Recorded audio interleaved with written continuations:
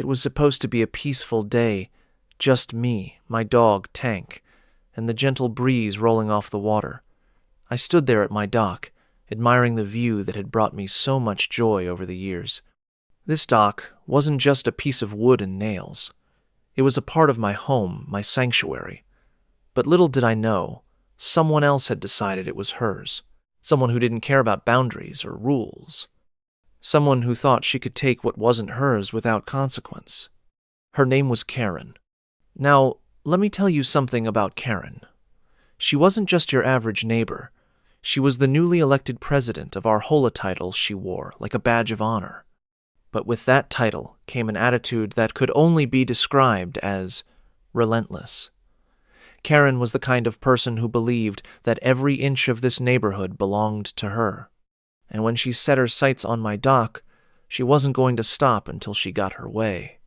At first, it seemed harmless enough, just Karen asking questions about the dock during HOA meetings, or casually strolling past it while pretending to inspect the neighborhood. But then came the demands. "This dock needs to be accessible for community use," she said. "It's only fair." Fair? I thought to myself. How is it fair to demand access to something that doesn't belong to you?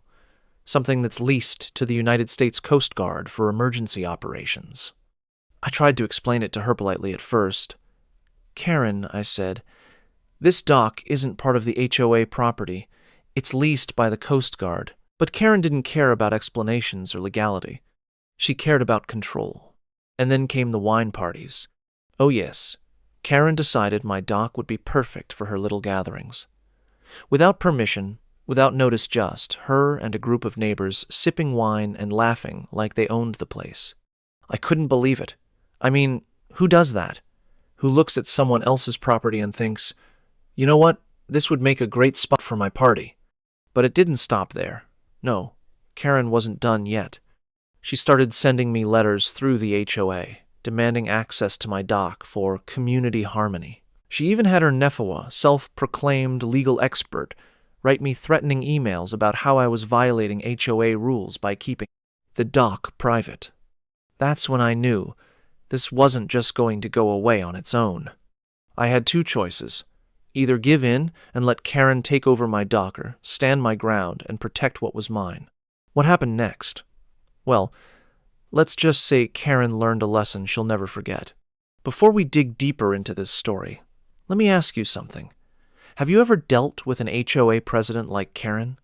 Someone who thinks they can bend rules just because they have a title? Let me know where you're watching from in the comments below, and don't forget to like this video and hit that subscribe button for more gripping stories like this one. Let me start by saying this. I love my home. I've lived here for years, and it's always been my little slice of heaven. It's not just the house, it's the community, the peace and quiet, and the sense of belonging that comes with knowing your neighbors. I'm a homeowner who values privacy and order. I like things to run smoothly, and I believe in respecting boundaries. Now, for those of you who don't know what an HOA is, let me explain. A homeowners association is supposed to help maintain the neighborhood, keep it clean, enforce rules, and make sure everyone is on the same page. Sounds good in theory, right? Well, let me tell you something. When the wrong person is in charge of an HOA, it can turn into a nightmare. Before Karen came along, our HOA was fine. Nothing spectacular, but it worked. The board members were reasonable people who understood that their job was to serve the community, not control it. We had our occasional disagreements about landscaping or parking spaces, but overall, it was peaceful. And then, Karen showed up. Karen moved into the neighborhood about a year ago. At first, she seemed nice, a little pushy maybe, but nothing out of the ordinary. She introduced herself to everyone with that big smile and overly enthusiastic handshake. You know, the type, the person who's just a little too eager to get involved in everything. Before we knew it, Karen was running for HOA president. And let me tell you, she campaigned like she was running for mayor. Flyers in mailboxes, posters on street corners, even knocking on doors to discuss her vision for the neighborhood. She promised to bring harmony to the community and ensure everyone followed the rules. Sounds great on paper, right? Well, let's just say Karen's idea of harmony was very different from mine. The day Karen became HOA president was the day everything changed. Suddenly, there were new rules that didn't make sense. Things like no parking on your own driveway overnight, or mandatory attendance at HOA meetings, and Karen enforced these rules with an iron fist. She wasn't just a leader, she was a dictator. But her obsession with control didn't stop at rules and regulations. No, Karen wanted more than that. She wanted my dock. Now, let me tell you about my dockets, my pride and joy. When I bought this property years ago, one of the things that sold me on it was this beautiful dock overlooking the water. It's not just a place to fish or tie up a boat. It's where I go to clear my head after a long day. It's where Tank runs around chasing seagulls while I sip my coffee in the morning. But this dock isn't just mine, serves a bigger purpose too. A few years ago, I leased it to the United States Coast Guard for emergency operations. They use it as an access point for rescue missions and disaster response in our area. It's something I'm genuinely proud of, knowing that my dock helps save lives when seconds matter. When Karen found out about my dock lease, she didn't see its importance or value to public safety. No, she saw an opportunity for control. It started small. Karen would walk by my property and linger near the dock like she was inspecting it. Then came her comments during HOA meetings. "This dock should be open for community use," she'd say. "It's only fair." Fair? How is it fair to demand access to something that doesn't belong to you, something that serves a critical purpose? I tried explaining it to her politely at first. "Karen," I said, "this dock isn't part of HOA property. It's leased by the Coast Guard." But Karen didn't care about explanations or legalities. She cared about control. And then came her unauthorized visits. Oh, yes. Karen decided my dock would make a great spot for her little wine parties.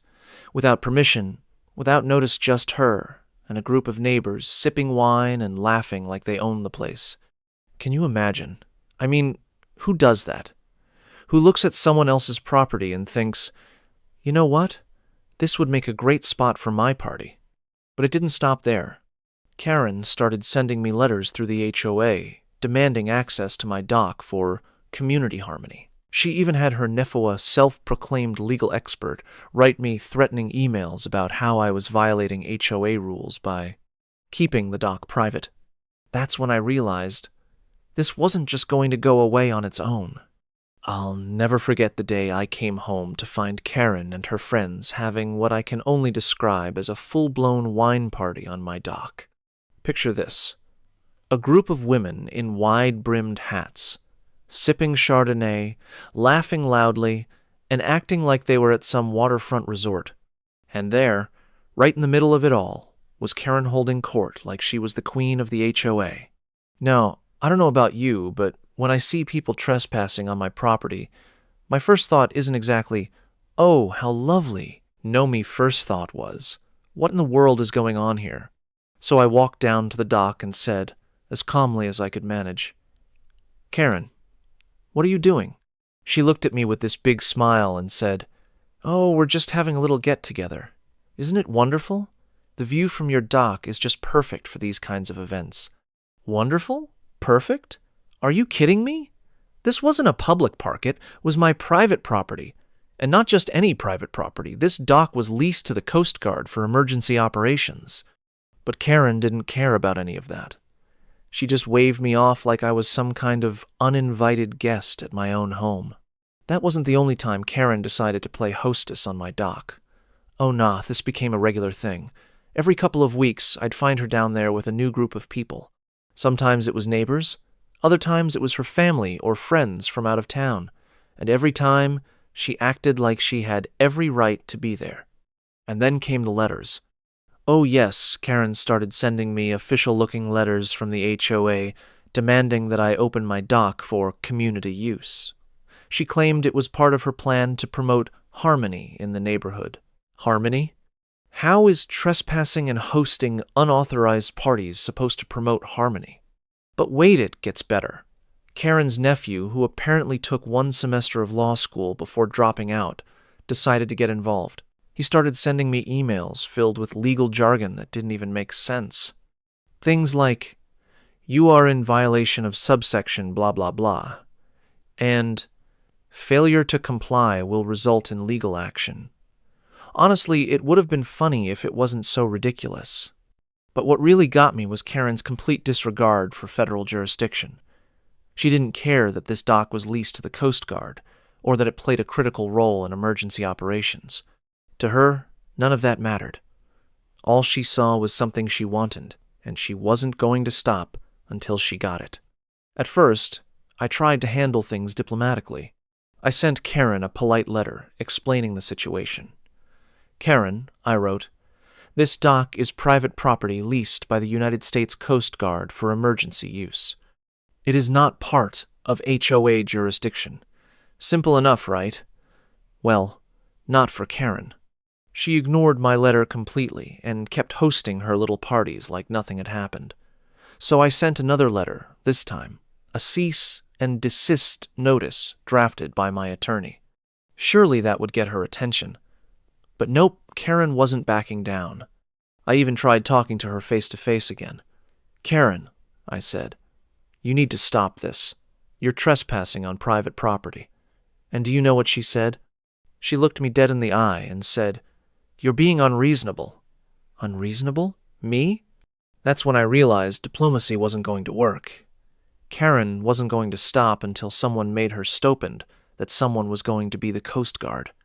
The day everything came to a head started like any other day. I was sitting on my porch with Tank when I noticed something unusual. There were cars parked all along the street near my house. At first, I thought maybe someone was having a party, and then it hit me. Karen. Sure enough, when I walked down to my dock, there she was hosting another one of her unauthorized gatherings. But this time, she had gone all out. There were tables set up with food and drinks, music playing from portable speakers, you name it. But what Karen didn't know was that I had already contacted the Coast Guard about her antics, and they weren't happy about it. So while Karen and her friends were busy enjoying their little party, 2 Coast Guard officers showed up at my dock. I wish you could have seen Karen's face when they walked up. It was priceless. At first, she tried to act like nothing was wrong. "Oh, hello. Can I help you?" But when they started asking questions about who gave her permission to use the dock, well, let's just say her confidence started to crumble. And then came the excuses. "I didn't know," she said. "I thought this was part of O property." Really? After all those letters and conversations, she didn't know? But here's where it gets even better. After realizing she couldn't talk her way out of it, Karen tried blaming me. She actually told the officers that I had given her permission. Thankfully, they weren't buying ITAND. Neither was Homeland Security.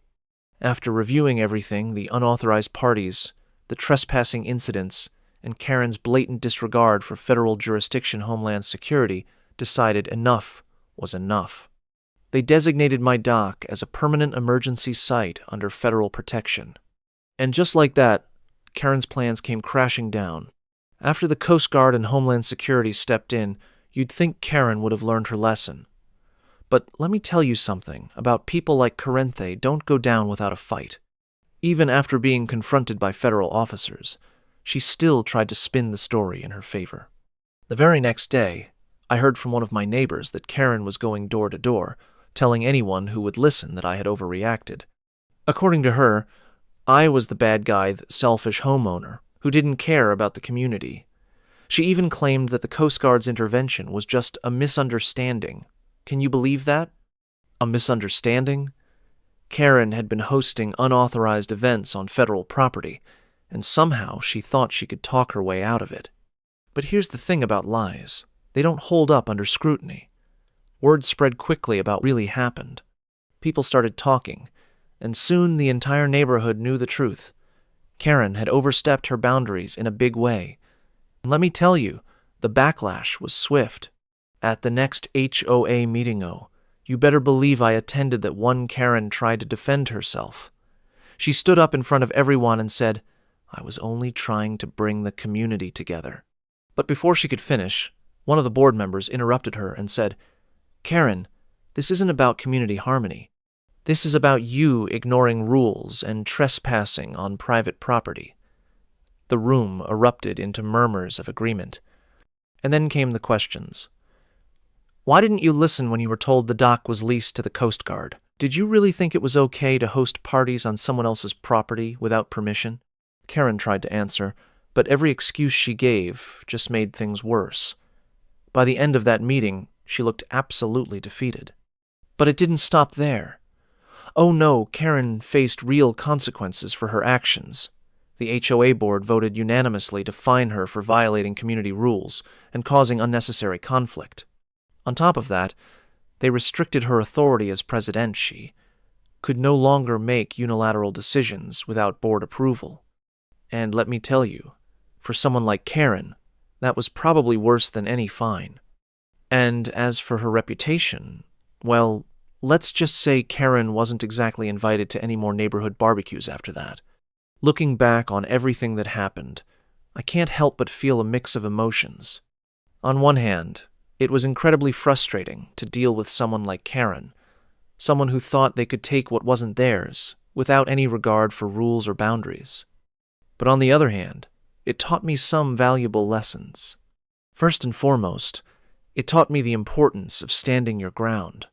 When someone tries to take advantage of you, whether it's an overzealous HOA president or anyone else, you have to be willing to fight back. You have to know your rights and be prepared to defend them. It also made me think about how misinformation can spread so easily in communities like ours. Karen was able to rally people against me simply by twisting the truth and playing on their emotions. It's a reminder that we all need to be careful about what we believe and who we trust. But perhaps the biggest lesson I learned is this: entitlement doesn't win in the end.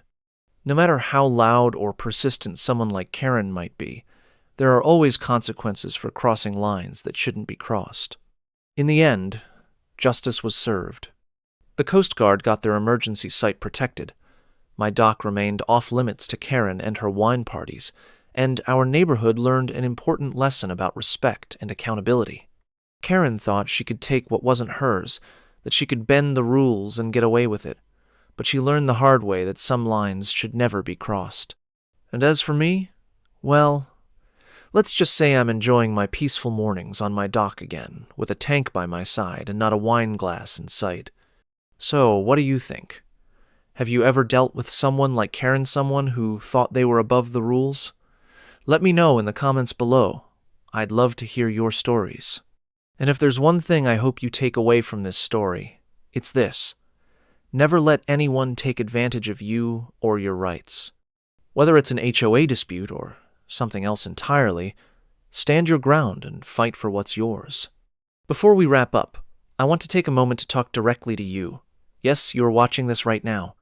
If you've ever dealt with an HOA overstepping its boundaries or someone like Karen who thinks they can control what doesn't belong to them, you're not alone. Stories like mine happen more often than you might think, and it's important to know that you can stand up for yourself. HOAs are meant to serve the community, not control it. But sometimes, people in positions of power forget that. They start enforcing rules that don't make sense, or trying to take over things that aren't theirs. And when that happens, it's up to us, the homeowners, to push back. So here's my advice. First and foremost, know your rights. If you're part of an HOA, take the time to read the bylaws and understand what they can and can't do. Don't let anyone intimidate you with vague threats or legal jargon because, trust me, people like Karen love to throw around big words without actually knowing what they mean. Second, document everything. Keep records of conversations, emails, letters, anything that shows what's been said or done. When Karen started sending me those ridiculous letters and emails, I made sure to save every single one of them. And let me tell you, having that paper trail made all the difference when it came time to involve the Coast Guard and Homeland Security. Third, and this is important, don't be afraid to involve legal authorities if necessary. If someone is violating your rights or trespassing on your property, you have every right to take action. In my case, involving the Coast Guard wasn't just about protecting my dock, it was about ensuring public safety. And if you're dealing with an HOA dispute that gets out of hand, don't hesitate to consult a lawyer who specializes in HOA law. Finally, remember that you're not alone. There are countless homeowners out there who faced similar challenges, and many of them have come out on top by standing their ground. So if you're feeling frustrated or overwhelmed, just know that there's a community of people who understand what you're going through and are ready to support you. As I sit here on my dock today with Tank snoozing at my feet and the water gently lapping against the wood, I can't help but feel grateful. Grateful that I stood my ground. Grateful that justice was served. And grateful for the lessons this experience taught me about entitlement, authority, and community dynamics. This isn't just my story, it's a reminder for all of us. A reminder that no matter how entitled someone may be, there are always ways to protect what's yours. It might take time, it might take effort, and yes, it might even take a call to Homeland Security, but in the end, standing up for yourself is always worth it. Karen thought she could take what wasn't hers, that she could bend the rules and get away with it. But she learned the hard way that some lines should never be crossed. So here's my challenge to you. If you're dealing with an HOA dispute or any kind of overreach in your community, don't stay silent. Speak up. Stand your ground. And most importantly, don't let anyone make you feel powerless, because you're not. Thank you for watching this story and letting me share my experience with you. If this resonated with you, or if you've ever had your own Karen moment, please share your story in the comments below. Let's start a conversation about fairness, respect, and accountability in our communities. And before you go, don't forget to hit that like button if you enjoyed this video. Subscribe for more stories like this.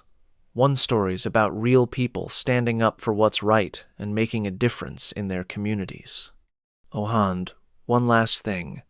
If there's one lesson I hope everyone takes away from this story, it's this: never underestimate the power of persistence. Whether it's dealing with an entitled HOA president or facing any other challenge in life, keep pushing forward, because at the end of the day, justice has a way of finding its way home.